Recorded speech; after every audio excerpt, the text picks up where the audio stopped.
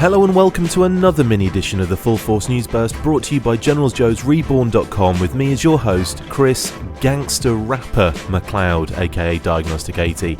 Just me again as I report from the set of Snake Eyes, well, actually from my house, but you know what I mean. So without further ado, let's get stuck into this news burst.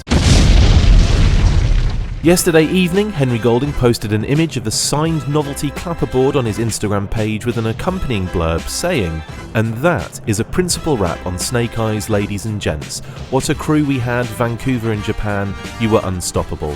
Thank you for the dedication, this film is going to blow everyone's socks off."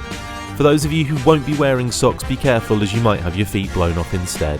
The clapperboard itself is very cool, with the Snake Eyes logo in the previous G.I. Joe live action movie font attached to some red, white and blue stripes off to the left, with a Cobra logo faded in the background. It includes director Robert Schwenke and cinematographer Bojan Bazelli's names, and is adorned in red signatures from other cast and crew. With principal filming at an end, now we wait for any images, set photos, glimpses of costumes, and even, God forbid, footage from this highly anticipated film that I've been assured will be incredible. That info came directly from Hasbro's CEO himself, Brian Goldner, by the way. We go way back. All joking aside, I can't wait for this movie, and as the information rolls in, we will bring you updates and discussion on all of these topics as fast as we can.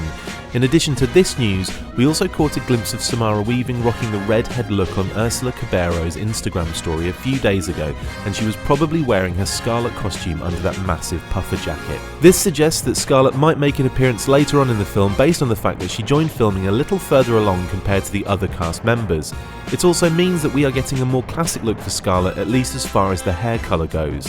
As we already know, an unfinished 1 minute 30-second trailer was shown at the Hasbro Investor event prior to Toy Fair, so it won't be long until we get news of the trailer itself, and more than likely a showing at CinemaCon this year from March 30th to April the 2nd, and more specifically the 2nd, when Paramount will showcase their upcoming slate of movies. At this stage we aren't aware of any reshoots, but if we use Bumblebee as an example, they may incorporate public feedback after a secret viewing of the first edit and make some changes before the final release. What are you most excited to see in the Snake Eyes movie, and are you as excited as I am? Also, for any of our patrons out there, keep an eye out on the Patreon page for any special Intel episodes where we get top secret news before anybody else.